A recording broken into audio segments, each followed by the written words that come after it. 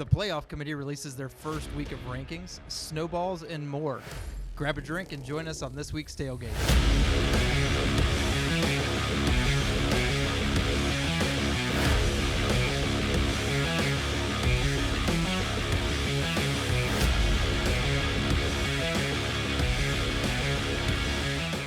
Hey there, everybody, and welcome back to another episode of the Tailgate. Like always, here's Michael and Dennis, and I'm Luke. Yeah, like always, here I am. I got to come up with something new. Yeah, you gotta say the same thing. Yeah. I'm Michael. Or Mike I don't go by Mike. and Denise. Yeah. Oh well, yeah, that's I fine. mean, I'm fine with that. Yeah. Like, I'm used to it. I'm surprised you didn't take the chance to go. Hey, it's Eleanor. I mean, I was gonna wait for me. Oh. Well, who's our sponsor today? Oh well, our sponsor, like always, is Explore Tours. If you're in the Middle Tennessee area, or if you are looking for just a fun adventure tour or just a walking tour of downtown Nashville, and would like to know the story of Nashville, then check it out at exploretours.com. So, we have some recap that we need to do because we told people that these were our games of the week, and we have to apologize to our viewers. Yeah, hopefully you didn't take us too seriously because Yeah. that was bad. I blame Michael. Yeah, we weren't even 33%. No, you weren't. We weren't even No, 30. that's sad. Every single one of them was Right. bad. who- mean, they're good for certain teams. Well, of course, yeah. You Yeah. got one team that liked them, but nobody else did. No, and they were just not competitive games. Yeah. At all. I mean, Anywhere. I'll go first. My Okay. recap: Oregon, Utah, 35-6. Utah just had no offensive momentum whatsoever, even though they controlled time of possession, almost 32-28 essentially. Bo Nix had 2 passing touchdowns, ran for another one, was 24 of 31 for 248 and a QBR of 95.2. Bryson Barnes, the pig farmer, was 15 of 29 for 136 with 2 picks and a QBR of 18. So his QBR can legally smoke and vote. No, Well, you no, can't not smoke anymore. anymore. Oh, can you not? 21. Oh, wow. Yeah. So he can vote. His Yes. QBR can vote. He He can- can't do anything He can get else. drafted too. Oh, well, yeah. You Yeah. can get drafted, but you can't Yeah. smoke or drink. That makes At a lot least of you sense. know they could have used that Hey, to be able to drive the car, the trucks they got. That Very would have been true. more offense that But- that they produced. That there's nothing else to say. It was an onslaught. So, yeah. yeah, sorry if you watched that game. Yeah. And I probably had I probably picked the most exciting, The best, worst game? the best worst game. I mean, it wasn't a bad game if you're a Georgia fan. It was a good definitive game for Georgia fans because they were like, you know what, we don't have Bowers, but we've got a bunch of other weapons. It definitely kind of showed up. So I mean, that Yeah, was a and good score. Georgia ended up pulling out the win, 43-20 against Florida. And that pulled it out. that pulled out that 40. They Oh, pulled man. out that that 40. was tough. and that score seems a whole lot closer than it actually was. The last 13 points that Florida had put on the board were literally in the final minutes of the game. Again, I don't believe in garbage time. I believe that that's just a myth. I personally think that you should play all 60 minutes of a game, and if your team decides to give up touchdowns, well, that's their fault. Yeah. But Georgia, the game was basically over in the first. I think it was the first quarter when Florida tried to go for it on a 4th down, and they decided to wildcat it. Why? It was 4th and inches, and they decided to wildcat it. Just, I guess, to surprise the best defense in the country. They didn't believe in the tush push. That's exactly right. Right. They, No, it's seriously. completely legal Yeah. to do, and they didn't do it. I guess Mertz just doesn't really want to be. He doesn't want his touched or pushed. I don't know. I was like, you're struggling there, Michael. This game was a struggle to watch, listen to, any of it. It was really boring. At the end of the day, Yeah. I mean, it was exciting if you like just one team beating up on another team, but that's kind of what our game of the weeks were like. Yeah. Just Every single one. every Yeah. single them. I feel like even with BYU in Texas, Yeah. like that was kind of my game. I was really disappointed. Malik Murphy actually played a decent game especially for a freshman. Mhm. But BYU, their defense was actually pretty well. They excelled really well. But their offense, just as much as Utah's offense and basically how Florida played, was complete trash. Yep. They ruined the entire game for them. They lost it because of them. The quarterback was low. He was just 25 for 40, 197 yards, zero touchdowns, 2 picks, and I believe he also caught the fumble. So those yards mostly was garbage time. It was not actually important. Not important. Exactly. So let's move on to something fun. Like, oh yeah, let's do that. let's so the top 25 was released. Yeah. The college This football first week. rankings. First week. First week of college football. It was rankings. scary, right? Because it came out on Halloween. Woo! Well, you got me there. Yeah. It wasn't that. I mean, it wasn't that scary. I think No. there were some things going through it. I mean, for me personally, like you look through it, and it's really not too far off from anything that I was expecting. Agreed. I don't know. I mean, the biggest surprise to me is that Ohio State's number 1. Fair enough. I mean, it's there's I would have thought that you would have had that sounded Ohio State number 1. no. I mean, like as a fan, I love that Ohio State's won, but I just think that you look at the narrative True. that have been placed throughout the year, and it's always been Georgia and Michigan and Ohio State. Oh, they look okay, but their quarterback doesn't play very strong. So now Ohio State has, I think, the top strength of schedule out of the top 4 teams. Georgia and Michigan are both in like the hundreds, 111, I think. Yeah. And Florida State, I believe, was in the 90s. I'm pretty sure Ohio State was like 15. So, like, if you're going off stuff like that, 100% I think Ohio State's in the right place. But like I was talking to you guys beforehand, as long as you're in the top 4, I don't think you should really have any worries. That's if you're fair. in the top 4, you get a chance. You're going to be in the playoff, and you can kind of move from there. I mean, other than that, like, I think it's pretty spot on. USC is a little high for my taste at 20. Yeah, I did see that one. I Even at 20, it's a little too high. A little too high. I don't think they've proven themselves. Yeah. I mean, they almost lost this past weekend. They won by 1 point, and I get a win's a win, but at the same time, like, they're the supposed dominant offense and what was supposed to be a much improved defense has just not shown up. They have obviously okay playmakers on the offense. They have one insanely good playmaker, and that's really it. Right. And so it's just like if they lose again this week, I don't see them being in the top 25 even if they win the rest of their games. I don't. I mean, really top 25 maybe just because like they do play some good teams even at the end of their schedule. Yeah. But in terms of being in the college football playoff rankings, absolutely not. I don't think there's a chance they get to the college football playoffs. No, No, absolutely no. absolutely Not even not. currently, no. No There way. has to be so much mischief going on. Yeah. If they've got a chance, then so does Tennessee. Yeah. Which also is not going to happen. They've got 2 losses. You would have to have a lot of cannibalization happen. Like Right. Penn State would have to beat Michigan, and Ohio State would beat Michigan. That would be a 2-loss Michigan that wouldn't make it in. There's in the 12-team playoff. Sure, we're talking a very different game, but like the 4 teams. Like, there's just no way that a 2-loss team is going to get in unless it's Alabama, because for some reason they just want to put in Alabama. or even LSU. True. I feel like LSU has actually a legitimate chance because like their losses came early in the season, True. so they've kind of been able to make up for that. And if LSU wins the SEC, Right. then It's kind of hard to ignore. It's hard to ignore them because it doesn't matter how much people are like, well, the SEC's been down.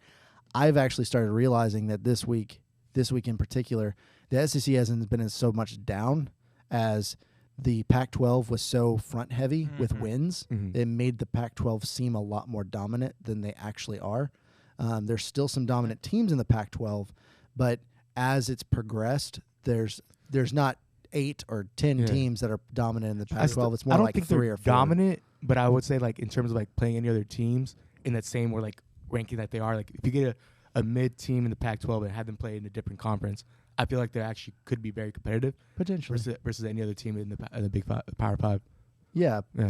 And that potentially, and that's the thing is like I think that the SEC itself, like they especially like teams like LSU and Bama decided to take on significantly better competition early on.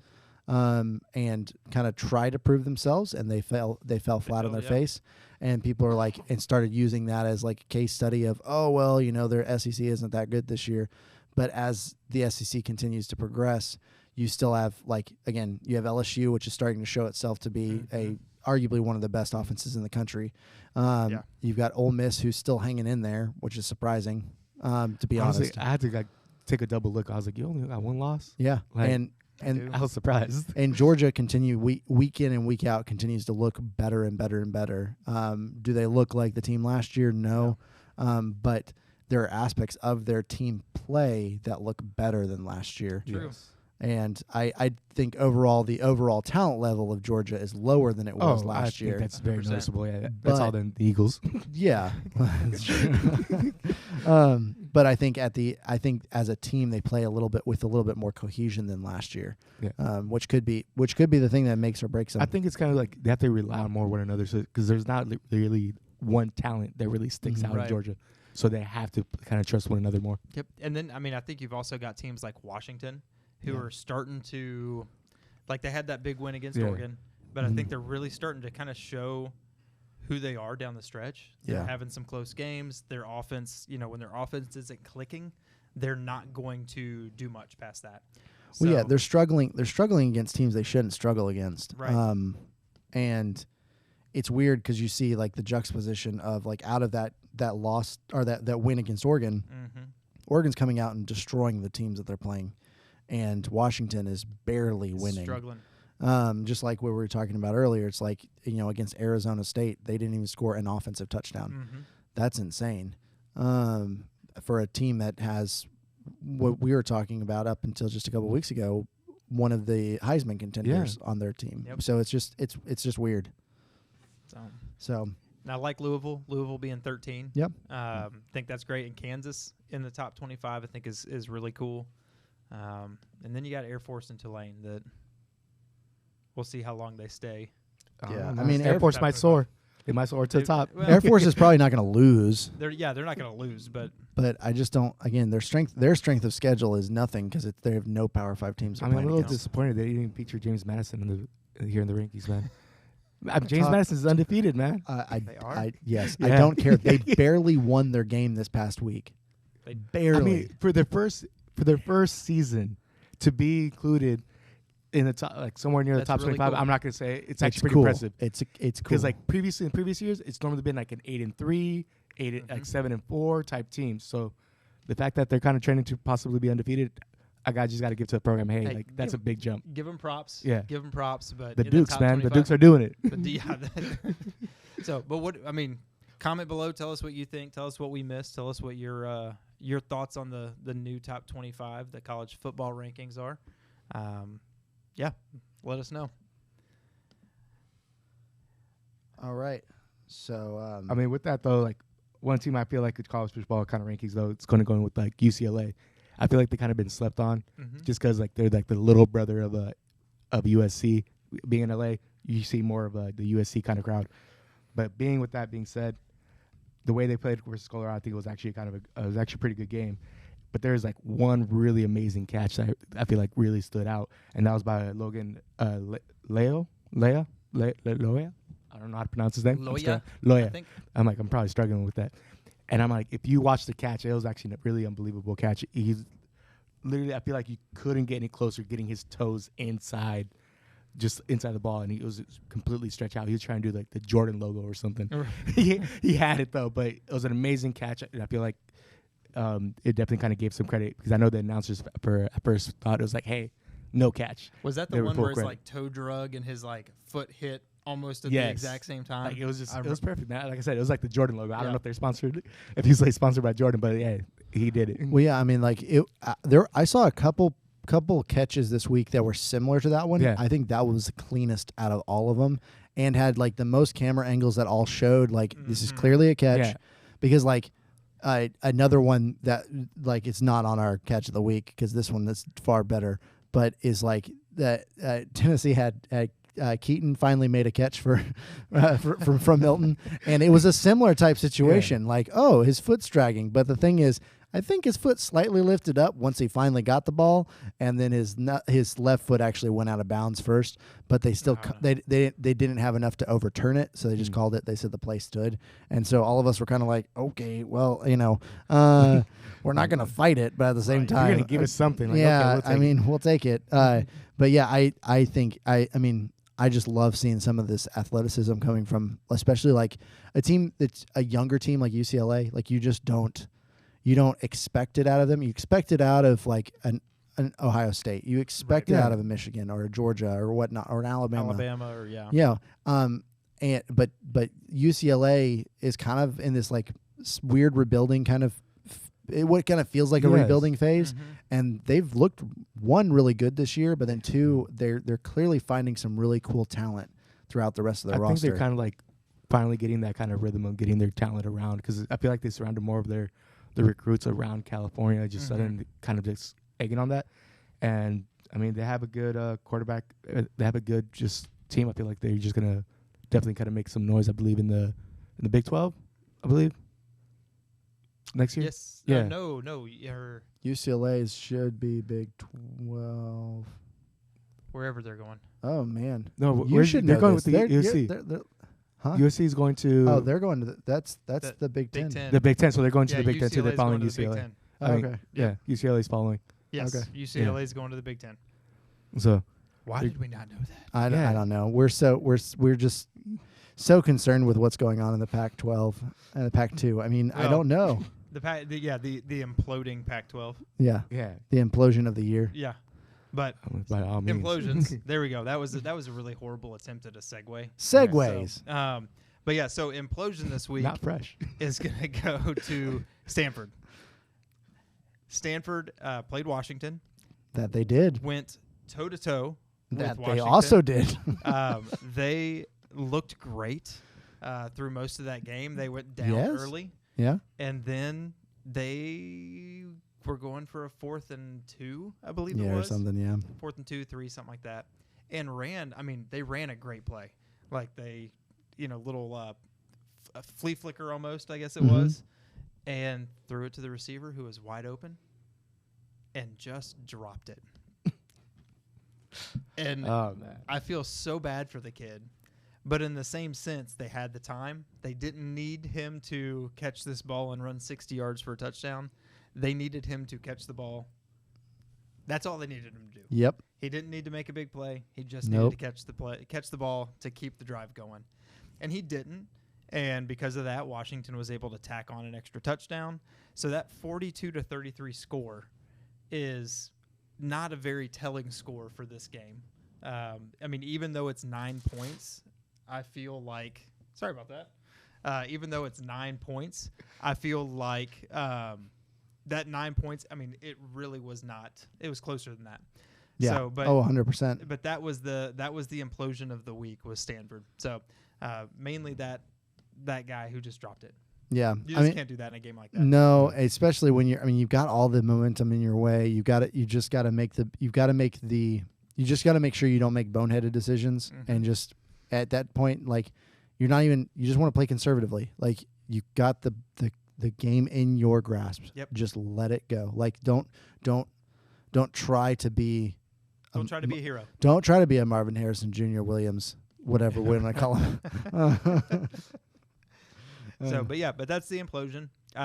We'll just stay. I mean, I kind of feel bad sometimes. I feel like I'm the negative Nancy. I'm the guy bringing all the bad. Yeah, stuff. I mean, Man, you also don't lose your hair over it, man. You'll be Yeah. fine. Yeah. Well, you just always have to bring all the worst stuff in here. but I like it. Worst. So yeah, let's go to bad reffing. And bad reffing. Oh, yeah. We mentioned it in our intro. Snowballs. Snowballs. So it is that time of the year when it's getting a little chilly. You see some of us wearing our hoodies. I am wearing shorts down here, but wearing our hoodies. I don't know how you do it, in some states, it is starting to snow. That's true. And some of the best things to do in snow are like snow angels and Pretend you're a penguin, slide down there you big go, hill. slide down hills, True. sledding, and snowballs. Snowballs are a lot of fun. They don't really have a place in football games, though. No. So the worst call is going to be, and it was in the Air Force Colorado State game, and apparently some fans were throwing snowballs at Air Force, Which is not okay. But it's not okay to give an unsportsmanlike conduct penalty to the Colorado State team because of what's going sportsman. on. Yeah, it was unsportsmanlike on the fans, Yeah. not on the team. So they're penalizing the team, And we kind of went back and forth on this. I didn't like this. You know, I thought that it Yeah. was actually a good call. And then we talked some about it, and I kind of switched over to they need to have some, I think, a little bit more say in how fans are disciplined when it comes to their actions in the game. Yeah. If they're throwing stuff on the field, they need to, you know, try to do their best to find them, take their tickets away. Don't let them buy tickets, whether that's a year, 2 years, whatever it may be. I don't really like. I'm kind of getting tired of rushing the field. That's I fair. feel like that's something that needs to have a little more penalty to it. But I don't think at this point in time you can penalize a team for the actions of the fans. Yeah. So, I don't have a problem with them penalizing the school necessarily on the back end, Mhm. but I do have an issue with penalizing the team during the game true. for actions of again, it's a different thing if the team is inciting the fans to do something. It's a very different conversation. Well, but then you are essentially You're- penalizing the team. Yeah. Because they're Yeah. doing something to Yes, but again, my entire thing is like who's to say that it was a Colorado State, you know, fan that actually threw Yep. the last snowball after, you know, again, I get it was the student section, stuff like that, you know, but it's one of those things like unless those refs know for certain, you know, are they also now just penalizing, you know, are they penalizing the team for an action of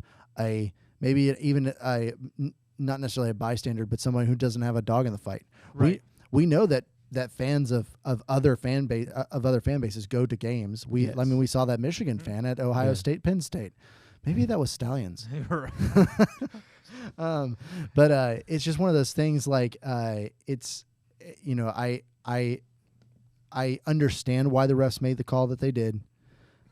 I just I agree with you. I don't think that punishing the team is the right move in the heat of the moment. I think that there should be far stricter penalties to the school. There should be stricter penalties to the fan itself. Mhm. They need to find out who that person is, remove them from the game. It should be an immediate ejection from the game. And that person's information is gathered, and they're like, even if they're a student, hey, sorry, you're no Yeah. longer welcome to a game for the rest of the season. Yep. And just make it harsh, and those fans will calm down. If they want to throw stuff, they can go stay at home and throw stuff at their TV. Sure. Yeah. Yeah. So bad reffing. Sure. There we go. So Yep. let's move on to bad coaching. And it's going to be Deion Sanders this week. Oh, yeah. And Okay. Coach Prime. Coach Prime, I love Coach Prime.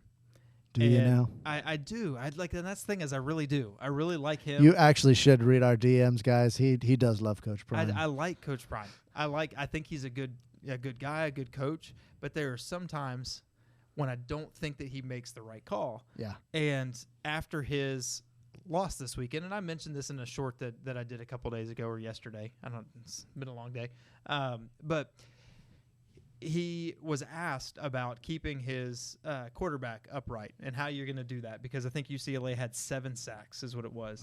That's ridiculous. And he must said, be hurting. yeah.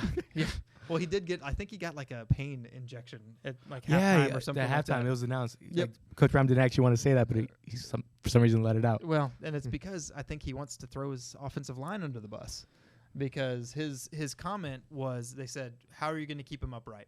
And he said, well, the big picture is you go get new linemen. That's the picture, and I'm going to paint it perfectly. And I don't think he's wrong. No, he's not wrong. He's not wrong. He's I not think wrong. They've showed time and time again. I mean, Shador Sanders looks great. I think he's a good quarterback who just isn't given the time to do his thing. However, I think that the motivation, if you're going to motivate a player, I don't think you do that by calling them out. Yeah. Not You're terrible. Yeah. Yeah, to the media and in an answer to a question, and not in the locker room to their faces. And maybe he has. Maybe he has done that. But this kind of goes back to the same thing we talked about with like Dabo Sweeney. It's True. like this is a different day and age. And yeah, that's a whole. Yeah. There's That's a whole nother mess. so many more chapters to that story. He now. he just likes to attack fans at this point. Right, Yeah. fans, players, it's all fair game for him. But so that's my thing with Deion. It's this week. It's going to be Deion. I think that's one of those things that you keep in house. You know, maybe you leak something. It kind of You know, makes me you wonder leak. though, like because as a coach and everything, he's a great recruiter for talented players. Mhm. True. Most people kind of overlook the talent when it comes to anything regarding the line, offensive line, defensive line. I wonder how he's going to put that focus because he's able to talk to people who are like more skill level positions. Yeah. Well, he got it. What's his pitch versus the lineman? How you come protect my son? Like no, but he did get a JUCO commit this past weekend. Mhm. He's like six. His Isaiah Walker, I think was his name. He's like Oh, yeah. 6'5" or 6'5", 250. Snap. Okay. So Big kid. Yeah. he's already getting some kids. And I mean, like again, if you look at Dion, I don't think that it's almost one of those when he says, "Hey, I need a new offensive line." How many offensive linemen are going to go? Oh. Yeah. I mean, How they're much gonna you get pay for they're him? gonna get a lot of stuff. Maybe They're some gonna get- jewelry or something along those lines. Well, and then it's Like- gonna get stolen at the Yeah. Rose Bowl. So, but no, and I think that's what's going to be interesting is it's going to be fun to watch the transfer portal because think of his last game. He's going to be like, hey, so yeah, we're going to need offensive linemen, tight ends. We're going to need a couple linebackers. Yep. We're going to need some cornerbacks, and and guys are going to want to play with him or play for him. So, he knows what he's doing. I just don't like especially calling out the guys who are protecting your quarterback. Yeah. Like at any given time, they could just go, Never mind. Yeah. 7 sacks. Let's go for 9 next week. Yeah. Now Well, I hope they don't because that would be horrible on their part. But yeah, of course. But I mean, like even like arguably, a team that has a worse offensive line would be South Carolina, and you don't hear Beamer going out there and blaming Right. his offensive line well, for. it's kind of like the whole thing. Like you don't mess with the people who make your food. Yeah. Like Yeah. you don't mess with the people who protect your quarterback. Yeah. In this case, your son. Your son. Yeah. True. I So- mean, and again, it's just a bad look too for a coach to be blasting his players like Mhm. that on any kind of media. Well, and telling them you want to get rid of them. Yeah. Like not, you can say they didn't play well. You can say we need to get better. Hey, True. they really need to tighten up as a line. They need to figure that out. Mhm. But saying I need new linemen is just Yeah. Maybe it's a call that's going to work for him. Because if he's able to say that in public, like, hey, maybe he'll get a couple of top recruits, a couple of blue chip players to be able to come for him. probably. Yeah. So- Well, I mean, just speaking of offensive lines that actually showed up this weekend, and defensive lines. I mean, it's just all around just an incredibly polished game. Yeah. Just going to head into our humble pie section. Okay. And of course, I get to start off with the slice that I don't have to eat, True. which is Arizona. And again, I maintained my 33%. I'm right there. Consistent. I'm consistently bad at picking. But it's all good. Consistency is key. Remember that, kids. But Arizona just pulled out. Arizona and Oregon State. Really just a phenomenal game. Such a fun game to watch. Easily one of the better games of the weekend. Yeah. Like it was down to the wire. Like you're literally like just it was back and forth. It was not a shootout by any stretch of the imagination. The defenses were showing up. But one of the other things that was interesting, I think the stat was that neither team had a third and out until like the late third or fourth quarter. Really? Which is nuts. I was just watching it and I just remember like one of the first third and out that I think it was Oregon State had, and they're like the announcers were just like, this is the first third and out that Oregon State's had all game. And then Arizona had one just following that. And I was like, that's incredibly impressive. It just shows that they were really going down the field back and forth and stuff like that. They didn't score on every possession obviously or anything like that, but they both moved the ball properly on each other. They both showed competent defenses and offenses, and the offensive play from Arizona was just it really looked professional. Yeah. Like just some of the just really cool play calls and stuff like that. I was just like, man, some of this is really basic, but then other things I was just like, they're playing like they're like an actual Oregon or a Georgia or things like that, where they're playing at almost a near caliber, like professional caliber team. And it was so much fun to watch because they just seem like they're finally getting into their own, and they could be a real big threat for the Pac-12 for the rest of their season. I think they've been a threat the entire I agree. season. Yeah, like I just think they're finally getting the respect they deserve. yeah, because I mean, every single time they've lost, I think almost every single game they lost, they only lost by a TD. It wasn't anything. It collectively is not many points they've lost by. And an unofficial upset that was called last week on our show was called by Dennis. You called it. It was unofficial because it didn't come from me. So I can't claim that I called it. So it's still 33% for me. But you want to take this one, Dennis? But Dennis is 100%. I'll share something with you For last week. Yeah. No, I mean, it was the Oklahoma versus Kansas. Kansas kind of took the win. And I was kind of really happy about it. And I was wondering how Gabriel was going to actually respond after the first drive, or I feel like the first kind of score, because he actually threw an interception that was ran back for a pick six. Yep. So I was kind of excited, like, how is he going to respond? There's some moments where I was like, okay, he's responding well, but I feel like it could have gone either way, definitely. But the way it ended, honestly, I'm kind of happy Kansas won. Like, it was definitely a clean game that they deserved. Kansas deserved that win for sure. Oh, 100%. Dylan Gabriel, like, he only threw that one pick, but 14 for 19. But literally, I think most of his yards came up actually in the fourth quarter, like the second half, just in general. Yeah. So even he did a great last drive. Don't get me wrong. I think I was messaging you guys as well. It's like, hey, if he's able, he brought the team to around the 20-yard line, trying to take, I think, 2 shots into the end zone. And that's kind of what you would want from a quarterback. Like, hey, give you a chance to score. Give you a chance. Like, sometimes it doesn't execute, but I mean, that's the way kind of the game goes. But it was great defense kind of all across. Yeah, and I just that was such a fun game to watch, and I look forward to seeing more of those the rest of the season, especially upsets. I love upsets. Yep. Well, and they've got some fun games coming up. I mean, UCLA, Colorado, Utah, and then Arizona State. So they might be the team that puts UCLA and maybe Utah out of the top 25. That's possible. So yeah. I mean, they've got the firepower to do it. It's just, which team are we going to see show up? That's the biggest issue. I mean, their only losses have come to USC, Washington, and Mississippi State. So, and Washington was by a touchdown, USC was by 2 points, Mississippi State was by 7, was by a touchdown. So, I mean, it's every game has been close. The losses that they've had have been close. So, yeah, no, I agree. Yeah, true. Well, now we get to go into the slices of humble pie. Well, we already kind of covered one of them, which was BYU. I'm sorry, BYU fans, for you being one of the picks that I picked that did not go through. I'm also not sorry because y'all stunk, like just terrible. Like it's bad.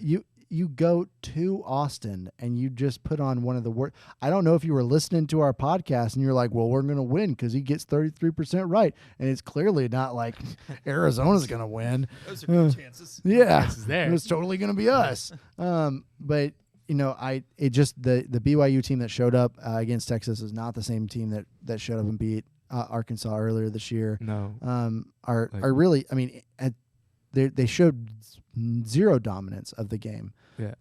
And it doesn't matter what the box score says because what the actual score says is what matters. Yeah. No, I mean, there is a couple things that BYU did well, though, their defensive side. They made 2 True. red zone stops. Yeah. They had great turnovers to be able to kind of help them out. But the offense, exactly like you said, Just they didn't do stunk. anything. They didn't show up.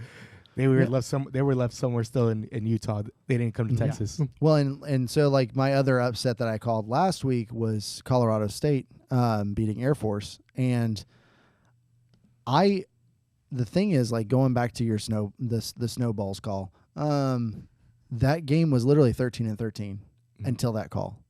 And that call shifted so much momentum Air Force's way. You could just see the head coach of Colorado State just get deflated. Yeah. Because he's like, how can we control the fans? We can't. We can't control them. I can control my team, my guys, and that's it. He's like, I can't control them. And so it was just the team just felt like they were fighting against the refs. They were playing against the refs, Air Force, and the fans at that point. And that was just clear. Like, they didn't score another point after that. They snowball effect, man. Literally the snowball effect. After that.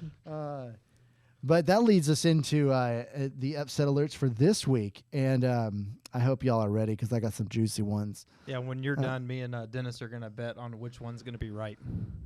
Well, I've got 4. So that way four. You can't be 33%. Nope. I'm making. I'm betting he's gonna be 25% right. I'll be lucky if I even get 25%. I'm just going to be honest. Oh man, this is I should be calling it before he even says. Yeah, anything. you shouldn't be calling it because again, you guys were sitting out here just jabbering on like, oh, that's totally going to happen. So my first one that I've got, and I'm gonna go in order of actual impact to the college football playoffs and stuff like that. Okay.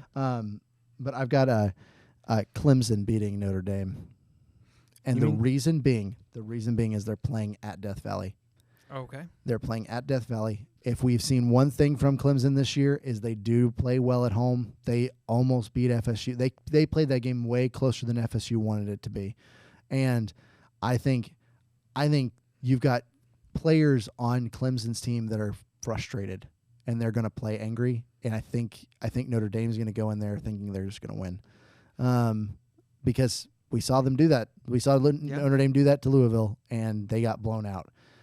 There was that game should have been a lot closer. I still thought Louisville should have won, which they did, but I just would have thought it would have been closer. A much closer game than it what it ended. As long as Dabo can not piss off all his fans. Well, yeah, he just wants to get rid of all the bandwagoners. Right. And Tyler, whatever his name is, Tyler or somebody. Yeah, with 4 losses, I feel like he's already done that. Oh, now it's just make sure you keep your job. Remember, Dabo, according to one of your listeners or one of your fans, pride comes before a fall. I don't know if you guys heard that at radio thing, but did. My goodness, it was hilarious. So there's that one. I feel like Clemson. That's going to be their big win this year. That's a huge. That would be a huge upset. It would be a huge upset. Yeah. I know how to pick some good potential upsets. The next one I have Maryland beating Penn State. Okay. I think Maryland has the guns to do it. Penn State has, they showed this weekend that they're very beatable. True.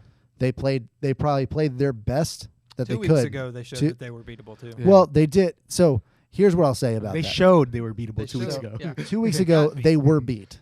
Yeah. And what I'll say though is they played their best game they've played so far against a team that was superior to them, Ohio State. So this past weekend, they played against a team that they are definitely supposedly more superior than, and looked incompetent. They did. So that's why I say this past weekend they looked beatable, and if they had just come out and just stomped all over them this past weekend, I would have been like, you know what, they're probably going to be a one-loss team, so on and so forth. Yeah. After this, Maryland has still a really good offense. They've got a decent defense, and Penn State's offense just doesn't seem to get up and going when they need it. Note though, Maryland's actually on a 3-game losing streak. Mm-hmm. Well, they need a win. They're desperate for one. They're desperate for a win, and they can do it. Are you saying that Maryland is the Kentucky of the Big Ten? I would say they're slightly better, but but I'm saying Kentucky's also on a 3-game losing streak. I would say in terms of the Big Ten, if you're going to compare teams, I could put Maryland as the Kentucky. Okay. The Big Ten is also not nearly as deep as the SEC. I think this year has proven you've got True. You've got Ohio State, Michigan, and Penn State. Yeah. And then you've got Wisconsin, Maryland now. I think that's about it. And then you've got everybody else. Oh, Rutgers. Rutgers is probably somewhere in the middle. Rutgers is doing really well this year. They're doing decently They're doing well. Good. Surprisingly, they're actually 6-2. They're 3-2 in conference. Yeah. Holy crap. Yeah. They have a decent record. Yep. Anywho, so I see that one is still it could potentially impact the college football playoffs, but it's not as impactful considering the fact that the likelihood of Penn State even getting in is not very high right now. No. Then the next one that I've got is going to be LSU beating Bama. Okay. I think LSU is going to go to Bryant-Denny Stadium in Tuscaloosa and put a whooping on Saban. I think they got the offense to do it. They do. They have no defense, but you know what? It doesn't matter. I don't think. I think that at this point we're talking a shootout because as much as people want to talk about the potency of Nick Saban's defenses, this year they've probably been the weakest they've been in a long time, and so I do think that LSU, especially with all of the talent they've got at wide receiver, running back, and especially at the quarterback position, you're looking at just a recipe for a shootout. Yeah. And Alabama's offense doesn't have what it takes to keep up. They play don't one. have, They play have one the guns half for the shootout. Well, yeah. Well, they play one half, and yeah, they're bringing pistols to a rifle fight. I don't know. And then, anyways, but then the last one, I honestly have USC beating Washington. I think the way that Washington has played, unless they amp it up or something like that, I think USC. I think Caleb Williams at this point just wants to prove that he's not done with the season. Did he almost lose this past weekend to Cal? Yes. Should they have lost that game? Absolutely. Yes. But at the same time, like, they still rallied, they still won the game, they still pulled out the win. Washington has not. They just really have not played like a top 5 team, and I think that I think their depth is starting. Their lack of depth is starting to show, and so I think USC is going to be able to pick them apart a little bit. Yeah. Again, I think it might end up being a high-scoring game because, again, we're dealing with USC, who has I thought LSU had the worst defense in the country, but USC's is almost non-existent. Well, I feel like it's going to show more like who are the Heisman candidates. True. Yeah, I agree with that. They're not going to say USC versus Washington. They're going to be like Michael Penix versus Caleb Williams. Right. Yeah, I feel like that's going to be more of the conversation. Well, and which Washington's going to show up? Yes. Is it the Washington that's putting up 50, or is it the Washington that's putting up 15 without a offensive touchdown? Yeah. I mean, they're not playing a defense, so I would hope that You would I would hope, hope they but score up to 50. Yeah. Like, So I mean, we'll just see. I mean, it's just kind of, I could see all of those happening. Yeah. I'm saying 25%. That's fair. Just continue. I find a way to be 33%, which would be hilarious. It's impossible, but I'm like, there's going to be a tie. there's going to be a tie. If there's a tie, I can see 50, right. but I'm still gonna go with 25 as well. Yeah. Like, Okay. And if I'm right about that Clemson one, I don't know. I feel like there's like an extra prize that should be thrown in there. I feel like yes, I don't know. I kind of want to see. Like, I'm like, I'll get you a burger from Dabo. Does my disdain for Dabo right now Yeah. top my disdain for Notre Dame? Yeah, it's an old-seated disdain for Notre Dame. Yeah. This is a relatively new disdain for Dabo. That's true. And I think I might actually like Dabo. I just have gotten frustrated with him this year. That's fair. I mean, South Carolina coaches have kind of been frustrating everybody this year. Beamer too, being one of them. But that leads us into our game of the week. So we, Let's hope we're better this week. This week, yeah, I think we've got better games this week. And I mean, I'll just start it off. I picked just kind of like, it seems like an SEC East content, like just like definitive, SEC East, like who's going to lock it up kind of thing. And you've got Missouri going to Georgia. I don't think Missouri's going to win this one. They're having to play at Athens. If they were playing at Columbia, it could be a much closer game. Yeah. Georgia has shown to be very competent when they're playing at home. And it's just, the other thing is I think they're going to be mad because they've been, moved from number 1 like they were last year. So they're going to treat it as some kind of like ammunition of being, we've been disrespected again, 2 years in a row. And so I don't think, I personally think that Georgia will end up the season with a loss, but I don't think it's going to come from Missouri. Missouri's a great team and easily one of the most powerful ones in the East, but I just don't think they're going to be able to do it. Yeah. So I'm actually going with a team we just spoke about. Arizona is going to be battling Arizona. UCLA. So I think it's going to be a really close contest. I think the matchup predictor has UCLA winning 52% of the time. So it's going to be a fairly even contest. I think the way that Arizona has been playing and the way UCLA has been playing, they're both kind of in that. I think both of them are 3-2 in the conference. Arizona's 5-3 overall, and UCLA's 6-2. So they're right there, kind of in the middle of the pack in that in that Pac-12. So they're both kind of right there in the middle. But like you said, I think Arizona kind of has that mentality right now of trying to knock some teams off.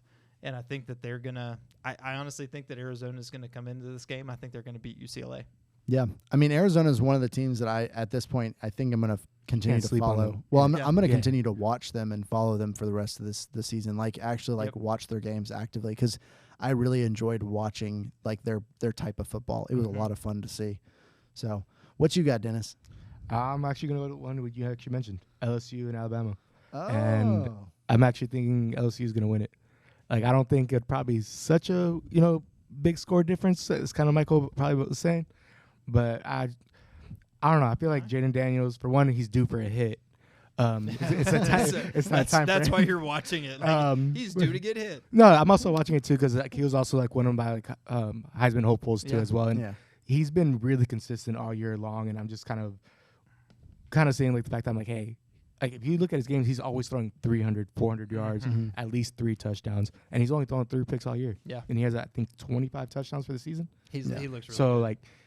I feel like he's getting that mold, and I don't think UT has not UT, but Bama has played actually a good quarterback. They could play 4 quarters. No, I don't think so. Not even 2. I mean, 2 I might give him a chance, but not 4. Not 4. Like, no, I agree. I think I think that's going to be a aside true from test for both. Like, it's going to be a good test for both of them. But I just think LSU is just they're out for blood because they've got 2 losses, and they know that the only shot that they potentially could have to getting into the playoffs would be to completely win out, including winning the SEC. And it's really tough. They have to win a lot. Well, like you said, like I since you mentioned it earlier, I'm trying to think of the last time that Saban had a defense this bad, and I don't know that he has at Alabama. Nope. Like I think that this last one was probably LSU. Yeah, I think this legitimately is the worst Bama defense that he has had, and so I think Daniel's gonna put up some big numbers. I'm looking forward to it. LSU's like you said, Michael, they're out for blood, and honestly, if they're able to beat Bama, they have Florida next. I feel like they should win versus Georgia State, but then they have Texas A&M. Like that's going to be Michael's upset that week. Probably. Georgia State. It's like a Georgia team loses. Like, as long as the Georgia team loses, that's all that matters. He's going to just circle. He's just going to do just a general statement. Yep. But no, I mean, if LSU wins it out, and I feel like they're able to go to SEC championship, they definitely should be back in the conversation for any kind of playoffs. Agreed. Yeah. Agreed. Yeah, I mean, if they're able to win that back out, especially rallying after 2 losses, and granted, one of them was out of conference and stuff like that, but it's still even big with the Ole Miss loss, it was 55-49. And I think me and you remember watching those ending. Like that game could have gone either way. It was an exciting game to watch.